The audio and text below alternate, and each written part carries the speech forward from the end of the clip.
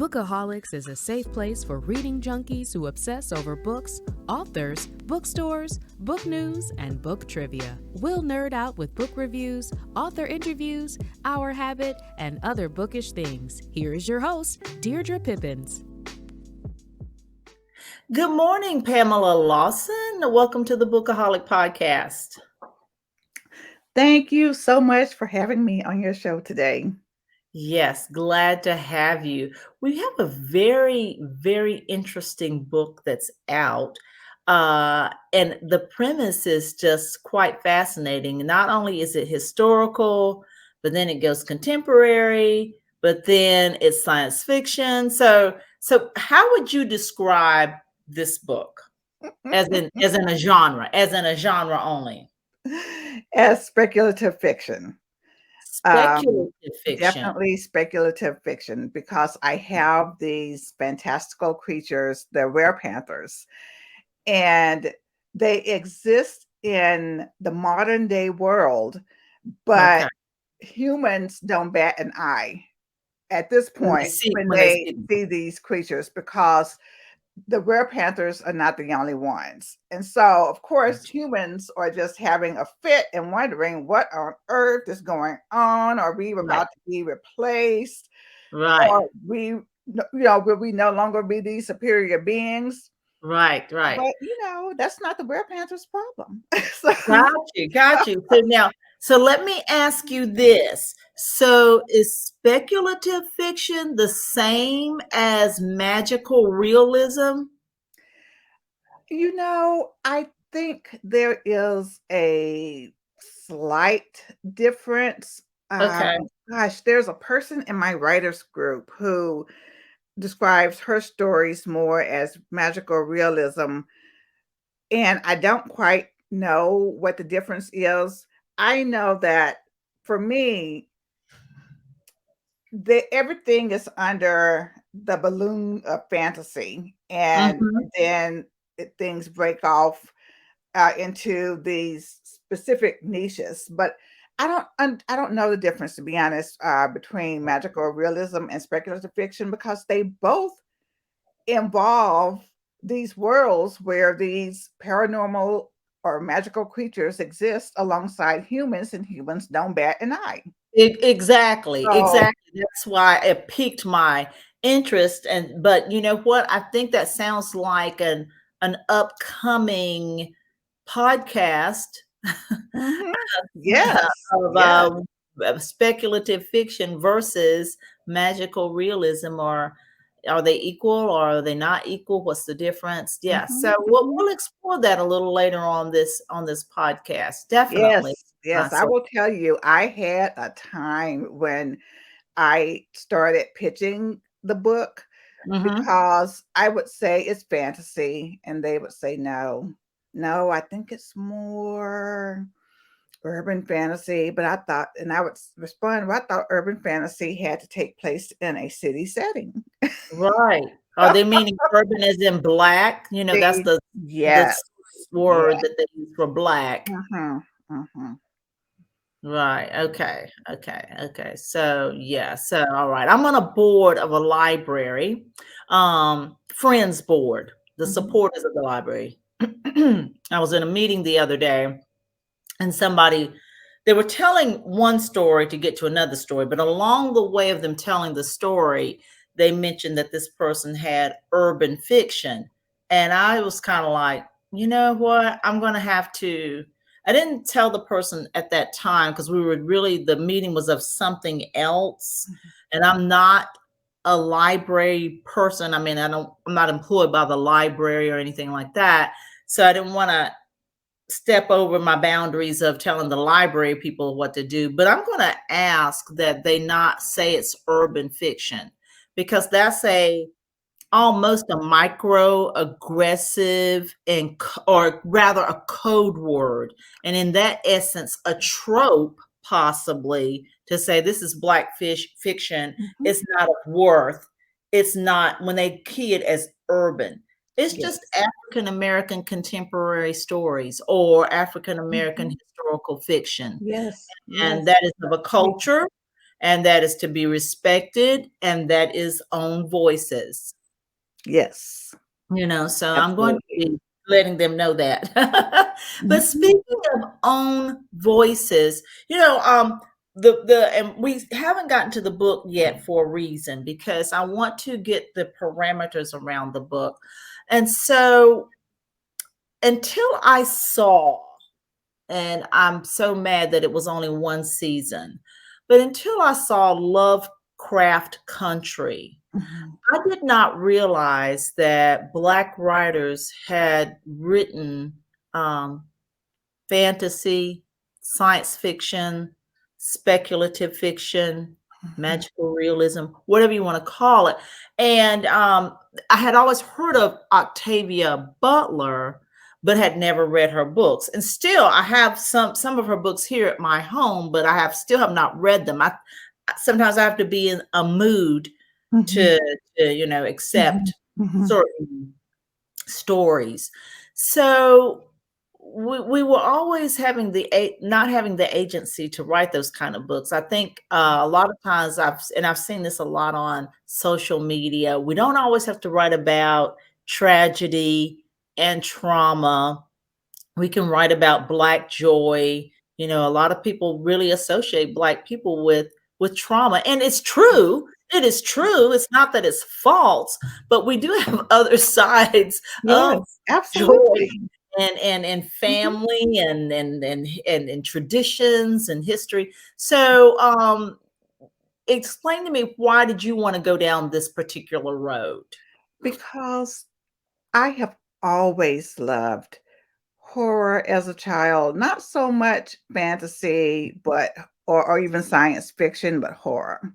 Okay. And I never read any books written by Black people. I have read Octavia Butler's books, but they are true science fiction books. And I'm not really into the stories about the future or dystopian societies or that type of story. Right. And so as I grew older, I started reading people like J.R. Ward Mm-hmm. and Laurel K. Hamilton. And even though they would throw in, Black people into the stories, and those were the type of stories that I liked, Right. they they are, Caucasian women. Right. Right. And so I thought, well, why can't I write a story similar to theirs? I mean, my stories don't have the erotica, that aspect that theirs have, Okay. I but I thought, well, shoot, how come I can't create some Panthers and they're Black? Right. And Right. even though there's a part of the story where it talks about the abuse that the women have endured over the centuries with the slavery and civil rights and all of that, these women are rich only Mm-hmm. because of their master's kind of guilt sort of thing, and he wants to placate them and keep them satisfied under his thumb. So I I don't know. It's just me. I have to complicate everything. Yes, you have these strong women. They've endured these centuries of slavery and abuse, and people always ask me, well, why? Why Mm-hmm. would they stay on this plantation like place if they are these weird panthers and they can just eat Rufus, Right. Right. the villain? And it's because, well, he has their children. And women are always making sacrifices, especially for their children. Sure, they could eat Rufus, they could escape. Oh, wait. Before you tell us, let's not go into your Oh, wonderful sorry. Okay, story. okay. Let's Um, oh, that's right. but, I was but talking you about. wanted to write these because you wanted to write these stories because were drawn to horror initially, and then you started reading Exactly. these other Ex- books that were Yes, akin, and you were like, I can write the same type of thing. exactly. And with African American people being the focus, not the sidekick. Exactly. Yes. Okay, right. Now let's talk about your story. First of all, the title of the book is Rise of the Ravenisha. Rise of the Ravenisha. And is this your debut book? It is my debut book. Wow. Okay. All right. So we've got this story. Tell us the background of the story, but don't give us any spoilers. Well, basically, they're about these Dahomey women warriors. Oh, just And like in the Woman King. The Dahomey is popping up exactly. again. Okay. You know, I had been saying that, well, I had my story first, but I guess it's not true because I read somewhere that they actually wrote their script in 2015. Well, I didn't know anything about it. So No. I'm not. Yeah, but I I'm mean, just I'm just saying, like, you know, I'm just drawing just people to the coincidence of it. Like they wrote yeah, theirs. I didn't know yeah. anything about it. And I just happened to write my book that focuses on the Dahomey warriors. Right. And yes, and they're known as the Ravenisha, and they were deceived into slavery. And this is where my story is probably a bit different from others too, because I knew that if I had just a white villain, people would have something to say about that. So Yeah, the other villain is their best friend, their former BFF, Queen yeah, Idea. So she deceived them into being slaves in America, and they were taken to Ravenswood, Alabama, where they endured the centuries of abuse, as I mentioned earlier. And right. they survived only because of their ability to shapeshift into werepanthers. Okay. Now, Now, you've mentioned that phrase yes, throughout. yes, Were Panthers. So can you spell that so that we can? yes. WEREPANTHERS. And some people will put a hyphen between the were and panthers, and some people it's just one word. But it's kind of like now my mind is shifted to werewolves, like werewolves. So what is the definition of the were? Apparently there's something to that word were, because if it's the werewolves and the were-panthers, what does that were mean? That because the person can be a human and then change into the exactly. God. And then also I will put in my book that sometimes they don't fully shape into the animal. Sometimes they will be more like a real human, where they'll have the hair and the claws and the fangs, Right. but they're upright. They're human. And then think about the wolf man. They're what? Think about the wolf man. Yes. But sometimes they also have the ability, they can go from that form to the full out animal form. Got you. Yes, exactly. Yes. Exactly. Okay. Yeah, sounds good. But continue with your. Okay. Oh yeah. Oh, I get off track so easy. So I brought you off track. So now we're saying their granddaughters are poised to liberate them if they can overcome their own issues and areas of bondage. And you can kind of guess where these granddaughters are coming from. Yes. It's from Rufus. Yes. So, and there's especially one, because there's one warrior that he likes, Ciela. Okay. And so she has a daughter by him, and of course I'm sanitizing this. Yes, you are. Rufus has the nerve to breed with the daughter, and so this leads to modern day. This is Teddy. Okay. Yes, and I recently I don't want to say anything because it's not a sure thing yet, but I've been talking to a producer about adapting the book into a series, and things are good. But good. She did mention that they will probably take out the incest part. Oh, okay. And I'm thinking, you know what? But this is modern day. This is African Americans, because my own great grandmother's father was her mother's father. Right, But right, you know right. what? I'm thinking, okay, yeah, Well, I guess persons such as yourself, you think about all the books and plays that have been adapted for TV or movies, and these are the issues and fights that come yes, upon people that yes. are feel fortunate enough to have this discussion.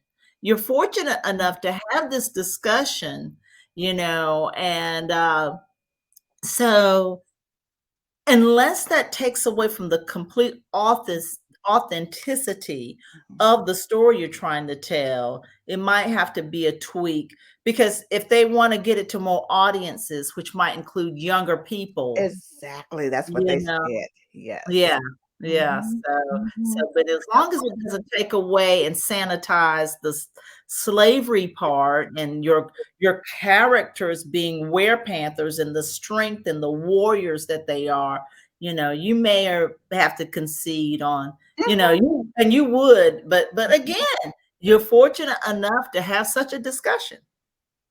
True, Think true, but I that way. just can't believe that, it would be an issue. It's because, again, if I feel if they taught our history as it really was in Right, schools, then it right, wouldn't be just, oh my gosh, right. incest.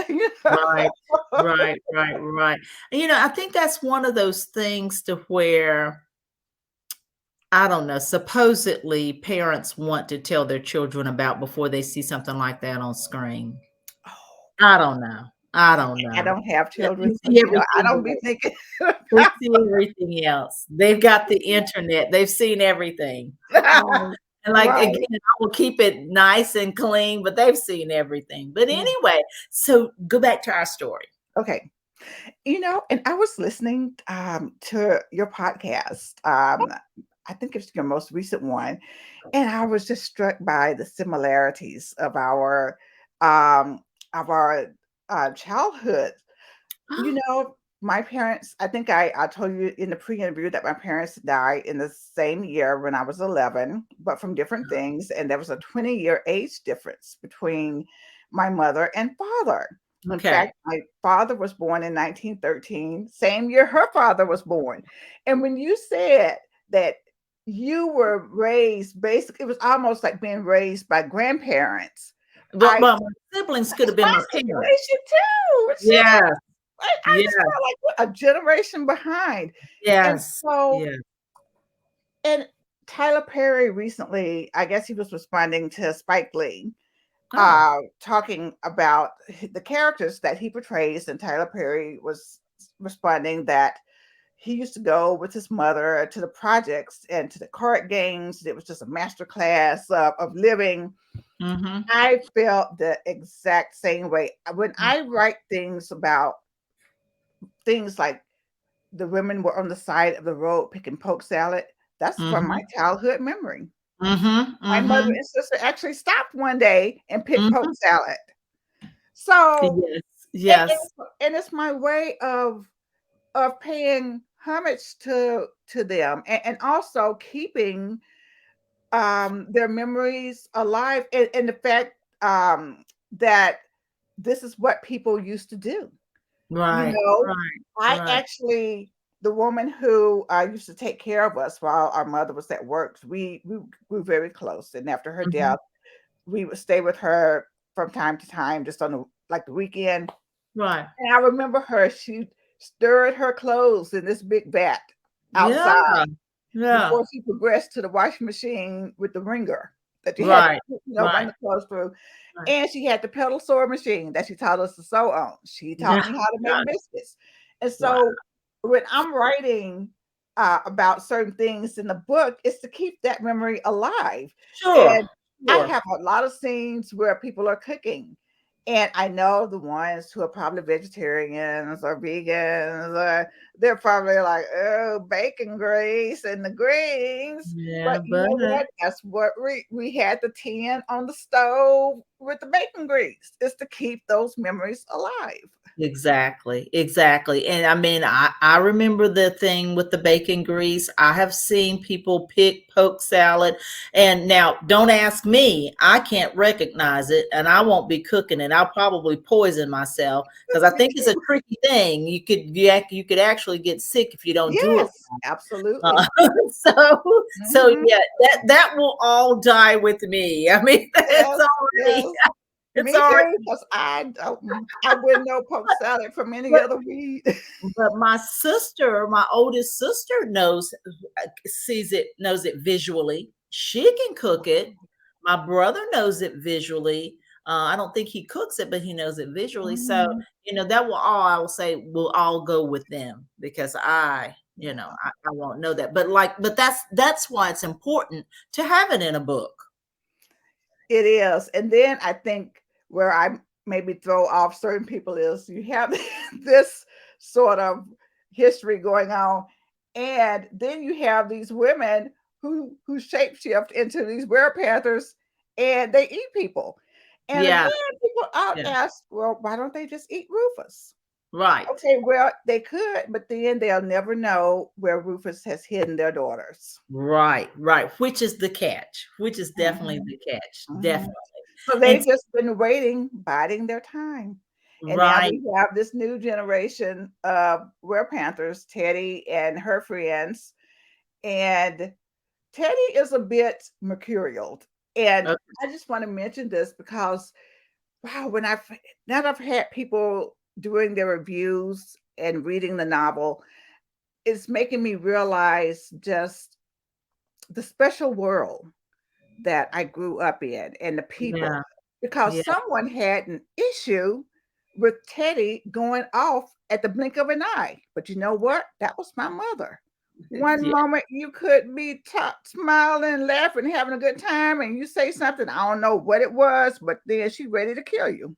Right. I am familiar. And this person actually had an issue. Like people don't do that, but yes, people do. So, anyways, Teddy, because of her the way she came into this world, and she's kind of genetically engineered by Rufus.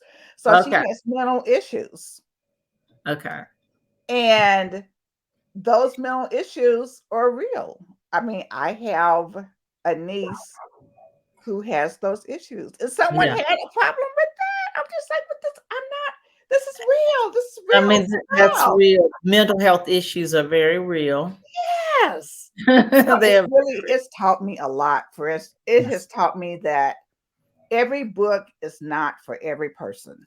That's If correct. you don't like it, that's fine. It's not your thing. That That's is fine. right. But there are people out there who will be able to relate Yes, to most it. definitely. Most definitely. Mhm. And that's why there's so many, that's why there's genres and that's why there's Exactly. niches within genres. And so, it's just kind of like when I started my podcast, you know, I all my life I thought in the back of my mind, wow, I wish I could make money from just reading books all day. Mhm.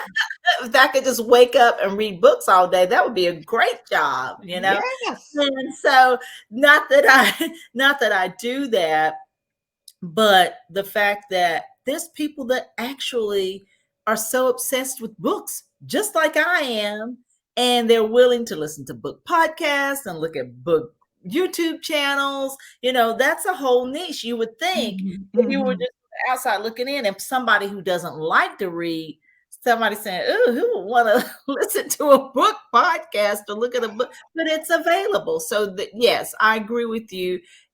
All books are not for everyone. And, that's just your niche, your group. Definitely, they're out there and they will read your book. Yes. Yes. It has just been, oh my gosh. I was at a blues festival, well, R&B and blues festival, and one person's told me she has not read a book since college, and she was Oh, older. oh, oh, thank- I know. I just looked at her, and you know how tried to keep the smile pasted.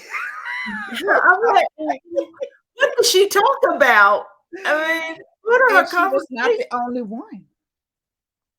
No. And a lot of people don't read, they listen to audiobooks. So Well, okay, I'm thinking okay. I'm thinking about doing the audiobook, but I'm still just I don't Well, know. well, The audiobooks are not my thing. I don't listen to them.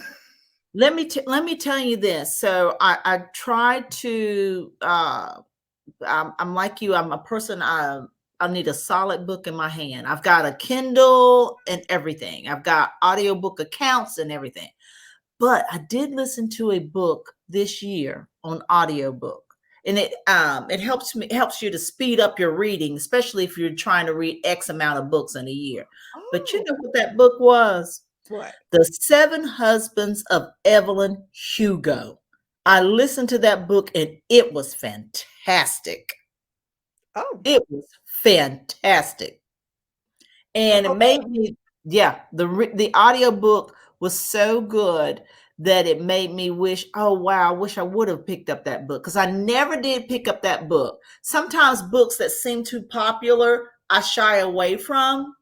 And I'm like, it's too popular. I don't know. I don't know if I want to, because I'm finally just now reading The Midnight Library. Oh yeah, I read that. Yeah. I'm finally just reading that. And I'm surprised at how it's going. And I was like, this is totally not what I thought it was going to be. And when they were starting to talk about life and death and all that stuff, I was like, I don't know. Everybody's not like me. I don't know what direction. But I'm enjoying it. And so I'm just in the middle of it right now. But I Yeah, and really to me, that's another author who didn't write, the normal book that you would expect. So, and it's just life. You have to take chances sometimes. yeah, you do. I wanted to mention too because, you know, I love horses, even though Oh, Lord knows with my bad balance, I don't need to be on the back of any horse. I can't tell you how many times I've fallen, oh but no. they play a prominent part in the book. And so I can't tell you how many people were just like, you could just take I would just take that part out and I would go back come back with it's just a chapter though. It's one chapter. It's about my love, especially of dressage, and to let people know that Well, yes, black people do ride horses other than Western, because I know Western's very popular, but yes, you do have black people riding English. Black people ride horses, first of all, and I knew that was what the quandary was of the person. I knew that's what you were going to say. And as a matter of fact, I have a friend whose daughter is a complete equestrian person. She and her little horse, it's a big horse, she and her horse ride in equestrian contest all Yes, the time.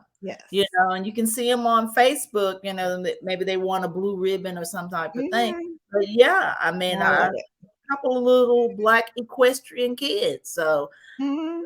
we just have to bypass all that ignorant time. Right, right. I just feel like we do other things besides play basketball and Yes, yes. We also football and ski. stuff. We also ski. We I'm like, ski, get out in nature.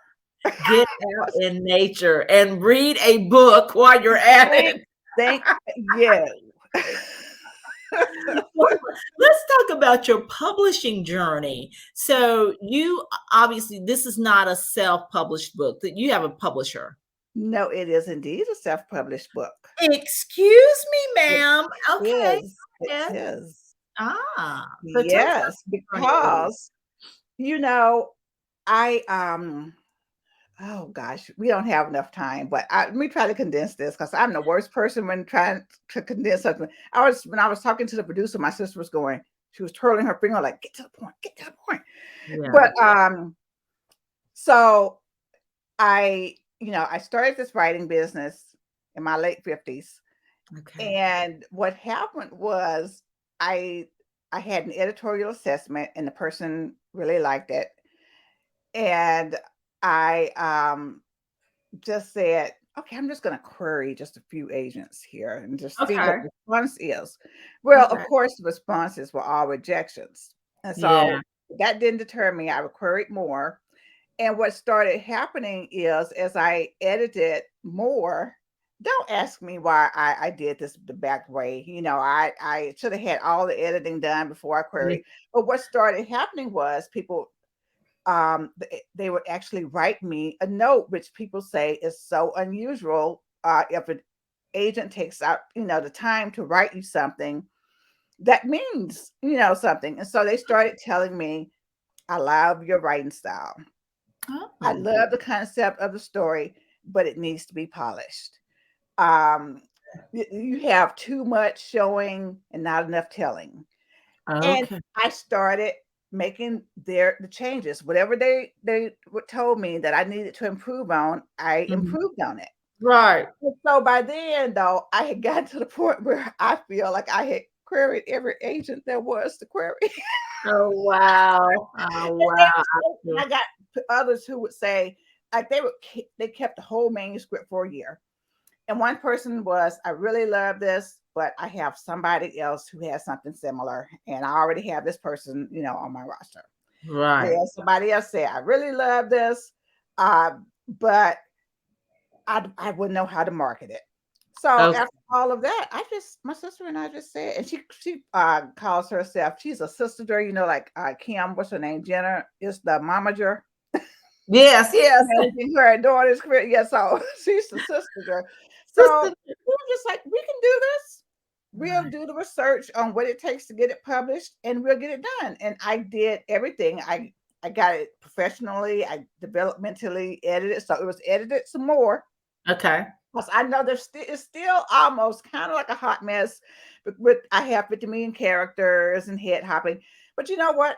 My second book, Rogue Ravenisha, is done. It's already much better. And I'm just like, wait a minute, people like my debut novel, even with Right. its problems. So Right. Rogue Ravenisha is even better. So Right. I might have something here. Something Yes. else I had it professionally edited, copyright. I forked over money for somebody to do a really good cover, Okay. Yeah. and Really good then we covers. just put it out there. And you know what? It hasn't even. I just said to myself the other day, "Wow, it hasn't even been a year that I've had this book out, and look where I am." Yeah. Yeah. Yeah. That But sounds great. I do tell people, and I shouldn't. I tell them, I'm putting in my time. It's like I'm on the chitlin circuit. Well, look how far we've come. Do you remember the writer E. Lynn Harris? Do you Yes, remember him? yes. And that poor soul, bless his soul, he the story used to go, he would schlep, to use a word, to barber shops and Mhm. beauty parlors in the Yes. Atlanta area Yes. and sell his books to Mhm. people in the barber shops and the beauty That's parlors. right. He That's would right. sell 'em out Out of the the back trunk of of his his car. car. Yes. And so and that wasn't so long ago, but it was long enough to go to where, look how far advanced we've come with Mhm. books and Mhm. selling of books and marketing of books. Right. You got Right. the internet. you Right. know Right. And we so haven't come, but on the other hand, we haven't come very far because agents are still saying, oh yeah. I wouldn't know how to market it. And I'm thinking you Yeah. would market it like you market everybody else's book. Yeah, and with all let me just say this, with all the stuff I've seen out here, like for example, um whereas your people are fantasy related, my thing, there was a point, I can't remember, not the decade, but there was a set of years where I didn't read that much because all the books were, seems like, centered on vampires Yeah. Oh, yes. vampires and stuff. And I was Mhm. like, well, Mhm. vampires are rooted in real, aligned with the devil. So for me, that was not for me.